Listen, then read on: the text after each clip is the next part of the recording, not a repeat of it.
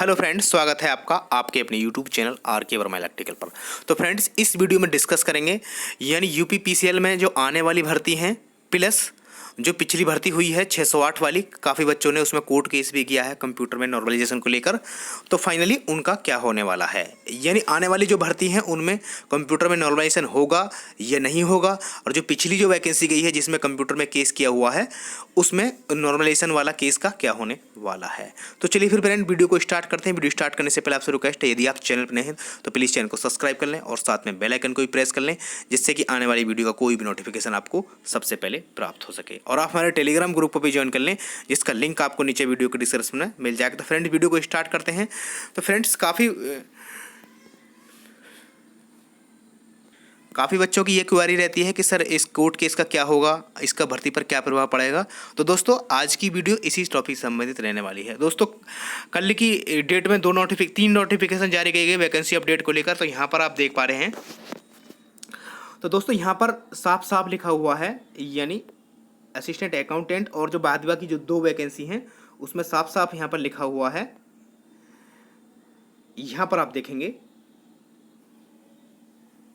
यहाँ पर विज्ञप्ति पद पर आवेदकों की संख्या अंकित होने की दशा में स्थिति में ऑनलाइन परीक्षा एक से अधिक दिवसों या पालियों में कराई जा सकती है।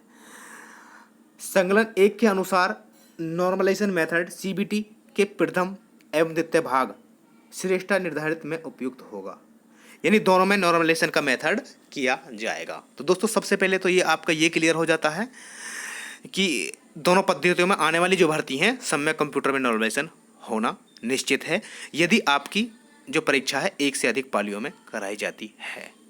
अब दोस्तों, बात करेंगे जो पिछली जो भर्ती है यूपीपीसीएल 608 जो वैकेंसी है उसमें जो इसका मेथड लागू किया गया था और फाइनली उसमें जो कोर्ट केस किया है उसका क्या रहने वाला है।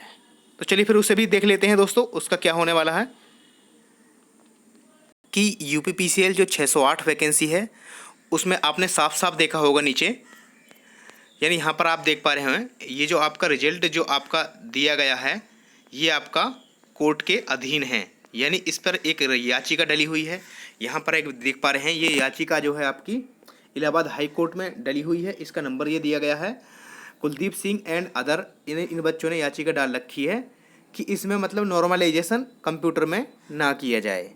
अब दोस्तों, अब आपको ये समझना है कि इससे क्या फ़ायदा होगा, किसको नुकसान होगा और किसको फ़ायदा होगा और इसका क्या परिणाम होगा। तो सबसे पहले मैं आपको बता देता हूँ किसका इसमें फ़ायदा होने वाला है।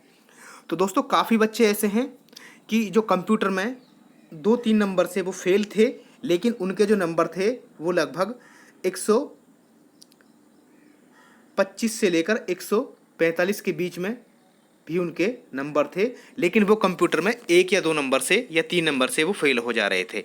तो दोस्तों, सबसे पहले फ़ायदे की बात करें तो इन लोगों को फ़ायदा हुआ है, जो कंप्यूटर में नॉर्मलाइजेशन हुआ है इन लोगों का इसमें बहुत ज़्यादा फ़ायदा हुआ है।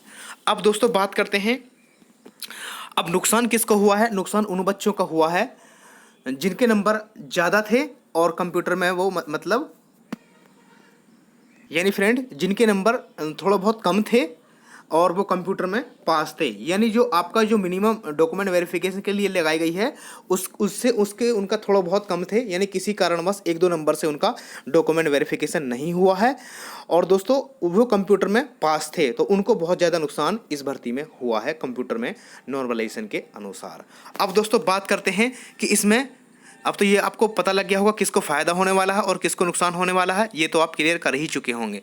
अब दोस्तों, बात करेंगे इसमें नॉर्मलाइजेशन कंप्यूटर में होगा या नहीं होगा, इसमें मतलब क्या कोर्ट का केस रहने वाला है या उसका क्या परिणाम आने वाला है। तो चलिए फिर दोस्तों, बात करते हैं वीडियो में आगे। अब दोस्तों, जैसा कि आपने देखा होगा यूपीपीसीएल 608 वैकेंसी के लिए 2020 में जो नोटिफिकेशन निकला था उसमें साफ साफ कहा गया था कि जो आपका नॉर्मलाइजेशन है वो आपके दोनों यानी प्रथम भाग और द्वितीय भाग दोनों में होना होगा। और दोस्तों, इसका कारण है यानी एक से अधिक यदि पालियों में परीक्षा होती है तो नॉर्मलाइजेशन का जो मेथड है वो लागू करना ही होता है। अब दोस्तों, बात करते हैं यदि ऐसा नहीं होता तो उसमें एक कारण है, यानी दोस्तों किसी कारणवश एक से अधिक पालियों में पेपर होता है, किसी का टफ होता है, किसी का नॉर्मल पेपर हो जाता है, तो उसका भी एक कोर्ट केस का मामला बन जाता है। वहाँ बच्चे कोर्ट केस करेंगे, यदि नॉर्मलाइजेशन नहीं होगा तो कोर्ट केस के लिए चले जाते हैं।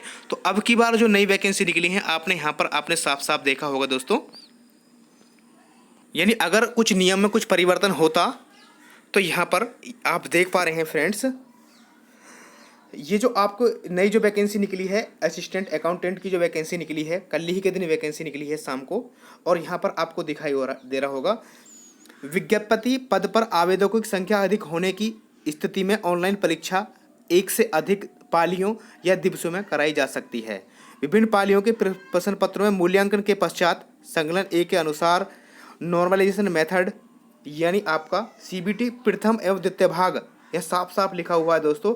अगर कोई नियम में परिवर्तन होता तो यहाँ पर ये नियम बदल जाता दोस्तों। अब की बार भी इन्होंने साफ साफ कहा है प्रथम एवं द्वितीय में दोनों में नॉर्मलाइजेशन का मेथड लागू किया जाएगा। अब दोस्तों आप इसी से अंदाज़ा लगा सकते हैं, जिन बच्चों ने कोर्ट केस में याचिका दायर की है नॉर्मलाइजेशन को लेकर कि नॉर्मलाइजेशन ना किया जाए, तो दोस्तों उनके लिए बुरी खबर साबित होगी कि उस कोर्ट केस का कुछ होने वाला नहीं है। अंततः परिणाम यही होगा कि कंप्यूटर में नॉर्मलाइजेशन का मेथड लागू ही किया जाएगा।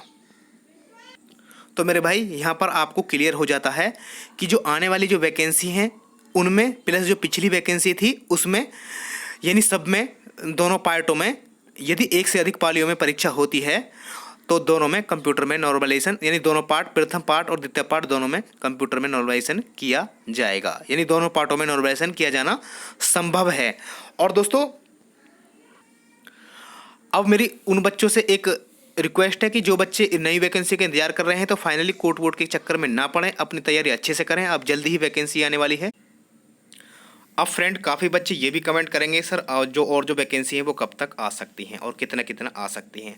तो दोस्तों जैसा कि मैंने पिछली बार एक वीडियो बनाई थी असिस्टेंट अकाउंटेंट को लेकर, यानी 240 पद का मैंने नोटिफिकेशन भी आपको दिखाया था। उसमें आपने देखा होगा कि 240 पद ही स्वीकृत किए गए थे और फाइनली 240 पद ही पर ही वैकेंसी आ गई थी। जैसा हमने बताया था आपको ऐसा ही हुआ है दोस्तों। अब बात करेंगे दोस्तों, अब ये बात करेंगे कि अब बच्चे कमेंट करेंगे कि सर इसकी ये वैकेंसी कब तक आ सकती हैं और कितना कितना आ सकती हैं। दोस्तों जैसा कि विभाग से कुछ जानकारी मिल रही है कि UPPCL TG2 की जो वैकेंसी है वो 2790 स्वीकृत हुई हैं और JEE की जो वैकेंसी 800 के आसपास हुई हैं और AE की जो वैकेंसी है वो 450 के आसपास हुई हैं। अब देखना ये है कि दोस्तों अब ये कितना आती हैं। तो मेरे अनुसार जहाँ तक मेरा अनुमान है तो दोस्तों ये TG2 की जो वैकेंसी है वो 2790 ही आने वाली हैं और दोस्तों JEE और AE की जो पदों की संख्या में है वो थोड़ी बहुत कटौती की जा सकती है। ज़्यादातर जो वैकेंसी है TG2 की बात करें तो लगभग 2000 तो आनी ही निश्चित आनी है और उसमें पदों की संख्या भी यदि अगर हुआ संभव हुआ तो 2790 ही वैकेंसी आने वाली है। और जल्दी ही ये सारे नोटिफिकेशन जो आपको हैं 10 अक्टूबर से पहले पहले ही सारे नोटिफिकेशन वैकेंसी अपडेट को लेकर आपको सारे प्राप्त हो जाएंगे। TG2 की 2790 वैकेंसी पास हुई हैं और जल्द ही लगभग 2000 के आसपास ये पोस्ट आने वाली है, उससे ज़्यादा भी आ सकती है। तो दोस्तों ये थी कुछ इंपॉर्टेंट इन्फॉर्मेशन। उम्मीद करता हूँ वीडियो आपको अच्छी लगी होगी, तो प्लीज़ वीडियो को ज़्यादा से लाइक और शेयर करें। चैनल पर नए हैं तो प्लीज़ चैनल को सब्सक्राइब कर लें क्योंकि मैं ज़्यादातर इस वीडियो लाता रहता हूँ। तो thank you for watching this video. See you next time.